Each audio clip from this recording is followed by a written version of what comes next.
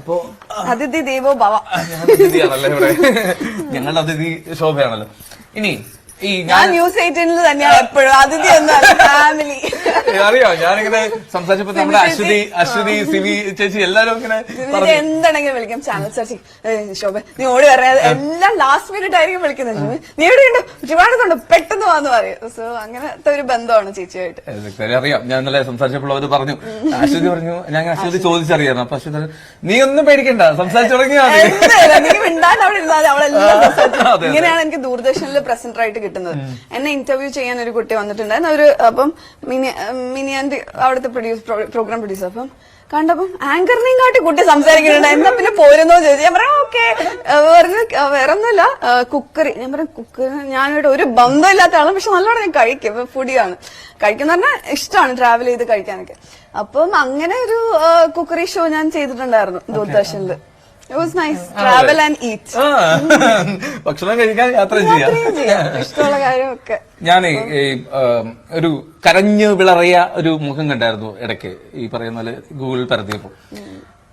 അത് ഓക്കെ, അതൊരു എല്ലാവരും എക്സ്പ്ലെയിൻ ചെയ്ത ഒരു ഘട്ടമാണ്. പക്ഷെ എനിക്ക് അപ്പോഴും ഞാൻ സംശയിച്ച് അത്ഭുതപ്പെടുത്തിയത് എങ്ങനെ അത് കണ്ടെത്തി, അത് ഒരു തെളിയിക്കാനുള്ള വഴിയിലേക്ക്. ഇപ്പോ ശോഭയുടെ ഓഫീസിൽ അത്തരം ഒരു കഞ്ചാവ് കൊണ്ടുവെക്കുന്നു, എന്നെ കുടുക്കിയതാണ് എന്ന് തെളിയിക്കാൻ സാധിച്ചത് എങ്ങനെയാ? സാധിച്ചെന്ന് വെച്ചാൽ നമുക്ക് വേറെ ഡു ഓർ ഡൈ സിറ്റുവേഷൻ ആണ്. ഇപ്പം കണ്ടില്ലേ, ഇത്രയും പ്രോജക്ട്സ് നമ്മൾ ചെയ്യുന്നുണ്ട്, ഇത്രയും ആൾക്കാർ നമ്മുടെ കൂടെ നിൽക്കുകയാണ്, വിശ്വസിച്ച് നിൽക്കുകയാണ്. നമ്മൾ ബിൽഡ് ചെയ്ത ഒരു കുഞ്ഞിനെ പോലെ ബിൽഡ് ചെയ്ത ഒരു ബ്രാൻഡാണ്. ഒന്നല്ല, ഒരുപാട്. എന്റെ ഓരോ ഇനിഷ്യേറ്റീവ്സ് എന്റെ കുട്ടീനെ പോലെ തന്നെയാണ് ഞാൻ നോക്കുന്നത്. അത്ര ഇമോഷണലി ഞാൻ കണക്റ്റഡ് ആണ്. അത് ഒരു നിമിഷത്തില് അതിനെ നശിപ്പിക്കുക എന്ന് പറഞ്ഞാൽ, ഗുഡ് വില്ല് നശിപ്പിക്കുക എന്ന് പറഞ്ഞാൽ നമുക്ക് ചിന്തിക്കാൻ പോലും പറ്റാത്ത കാര്യമാണ്. പിന്നെന്ന് പറഞ്ഞാൽ നമ്മൾ ചെയ്തിട്ടില്ലെങ്കിൽ നമ്മൾ അത് പ്രൂവ് ചെയ്യാന്നുള്ള കാര്യം, ഇന്നസെൻസ് പ്രൂവ് ചെയ്യാന്ന്. അതെ, സത്യം എന്നായാലും പുറത്തു വരും എന്നുള്ളൊരു വിശ്വാസം എനിക്കുണ്ടായിരുന്നു. അപ്പൊ അത് എത്ര നാളെടുക്കും എന്ന് എനിക്കറിയില്ലായിരുന്നു. ഞാൻ അതിന് ഫൈറ്റ് ചെയ്യാൻ റെഡിയായിരുന്നു. അപ്പം കേരളത്തിൽ നിന്ന് ഞാൻ ഇങ്ങനെ ആലോചിച്ച ഒരു 6 months, ഒരു മാക്സിമം ഒരു 1 year ഞാൻ കേരളത്തിൽ നിന്ന് ഞാൻ ഫൈറ്റ് ചെയ്യും. പറ്റില്ല എന്നുണ്ടെങ്കിൽ ഞാൻ ഡൽഹിയിൽ പോയി കുത്തിയിരിക്കും. Like I was so this thing because എനിക്ക് വേറൊരു ഇതില്ല. ബിക്കോസ് ഞാനൊരു സിംഗിൾ ലൈഫാണ് ഞാൻ നയിക്കുന്നത്. അതും ഒരു ഡൊമസ്റ്റിക് വയലൻസ് അങ്ങനെ ഒരു ലൈഫിൽ നിന്ന് പുറത്തിറങ്ങി ഒറ്റയ്ക്ക് ഇൻഡിപെൻഡന്റ് ആയിട്ട് സെൽഫ് മെയ്ഡ് ആയിട്ടാണെന്ന് തന്നെ ഞാൻ പ്രൗഡ് ആയിട്ട് തന്നെ പറയും. ബിക്കോസ് ഞാൻ അത്രമാത്രം 13 years ഞാൻ ചാലഞ്ചസിലൂടെ പോയിട്ടുള്ള ഒരാളാണ്. ഈ ഒരു അപ്പം ഇവൻ ആത്മഹത്യ എന്നുള്ള ഇതൊക്കെ കടന്നു വന്ന ഒരാളാണ്. അപ്പം എനിക്ക് വേറൊരു ഇതില്ല. എനിക്ക് ജീവിച്ച് കാണിക്കാന്നുള്ളൊരു ഇത് തന്നെയാണ്. ഒരുപാട് പേര് നമ്മളെ കുറ്റം പറയാനും ബാക്ക് സ്റ്റാബ് ചെയ്യാനും നമ്മളെ കുഴിയിലേക്ക് തള്ളിയിടാനും ഒക്കെ ഒരുപാട് പേരുണ്ട്. പറ്റുള്ളൂ. അത് എനിക്ക് ഓപ്ഷൻ ഇല്ല. അതാണ് ഡു ഓർ ഡൈ ആണ് ലിറ്ററലി. റിമാൻഡ് സമയത്തെ റിമാൻഡ് ചെയ്തില്ല. അതാ എന്റെ ഒരു സത്യം. എന്റെ കൂടെ ദൈവം ഉണ്ടായിരുന്നു, അല്ലെങ്കിൽ ഈ പറഞ്ഞ എവിടേക്കോ ഒരു എന്താ ഒരു ലക്കും, അതുപോലെ തന്നെ blessing. I would say purely blessing. ദേവിയുടെ ഒരു അനുഗ്രഹം കൊണ്ടിട്ടായിരിക്കും. പിന്നെ അമ്മയുടെ അച്ഛന്റെ ഒരു അനുഗ്രഹം, ഗുരുക്കന്മാരുടെ അനുഗ്രഹം കൊണ്ട് മാത്രമാണ്. അതായത് 400 grams ആയിരുന്നു, 1 kilo ആയിരുന്നെങ്കിൽ അകത്ത് പോയേനെ. അപ്പം ആൾജാമ്യത്തിൽ വിടാം. അന്ന് സ്റ്റേഷൻ ബെയിൽ എനിക്ക് തന്നു. അപ്പൊ അതായിരുന്നു സത്യം പറഞ്ഞ ഈ ചെയ്ത ഹരീഷ് ഹരിദാസ് എന്ന് പറഞ്ഞ വ്യക്തി, അതുപോലെ നമ്മുടെ ഉഷ എന്ന് പറഞ്ഞ മെയ്ഡും ഇവരൊക്കെ കൂടെ ശിക്ഷ അനുഭവിച്ചോ? ശിക്ഷ അനുഭവിച്ചിട്ടില്ല. ഇപ്പൊ കേസ് നടന്നുകൊണ്ടിരിക്കുകയാണ്.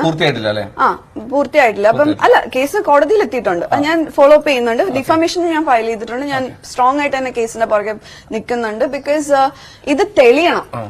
തെളിഞ്ഞു വെച്ചാൽ തെളിയാൻ മാത്രമല്ല, ഓൾറെഡി ഇതായല്ലോ, പക്ഷെ ശിക്ഷിക്കപ്പെടണം. ഇനി ഒരാള് ഇങ്ങനെ പക്ഷെ എന്നിട്ടും സെക്കൻഡ് ഒരു കേസ് ഉണ്ടായല്ലോ, ഷീലയുടെ കേസ്. അത് 72 ദിവസം ജയിലിൽ പോവാന്ന് പറഞ്ഞാൽ ചില്ലറ കാര്യമൊന്നുമല്ല. അത് എനിക്കതൊന്നും ചിന്തിക്കാൻ പോലും പറ്റില്ല.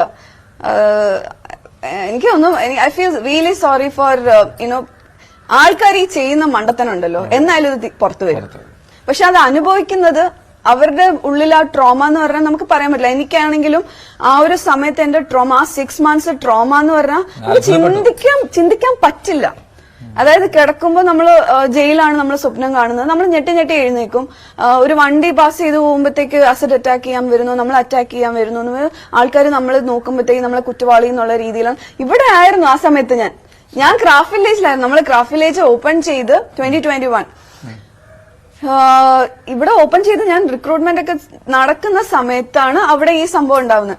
ഞാൻ ഫസ്റ്റ് FIR എഴുതി വെച്ചിരുന്നത് ഞാൻ അവിടെ ഉണ്ടായിരുന്നു, ഞാൻ എടുത്തു കൊടുത്തു എന്നൊക്കെയാണ് കളർ റിപ്പോർട്ട് ചെയ്ത് വെച്ചത്. അപ്പൊ എന്തുമാത്രം കറപ്റ്റഡ് ആണ് നമ്മുടെ സിസ്റ്റം എന്നുള്ളതാണ്. പക്ഷെ അതിനോടൊപ്പം തന്നെ നല്ല മനുഷ്യരും ഉണ്ട്. ഇപ്പൊ ക്രൈംബ്രാഞ്ച് ഉള്ളത് കൊണ്ടാണ് എന്റെ ഇന്നസെൻസ് എനിക്ക് പ്രൂവ് ചെയ്യാൻ പറ്റിയത്. നമ്മുടെ ബഹുമാനപ്പെട്ട CM അതുപോലെ തന്നെ DGP ഒക്കെ ആ സമയത്ത് ഈ കേസിൽ ഇൻവോൾവ് ആയി അത് ക്രൈംബ്രാഞ്ചിന് കൊടുത്തതുകൊണ്ട് ഞാൻ ഇപ്പോൾ ഇങ്ങനെ സ്വസ്ഥമായി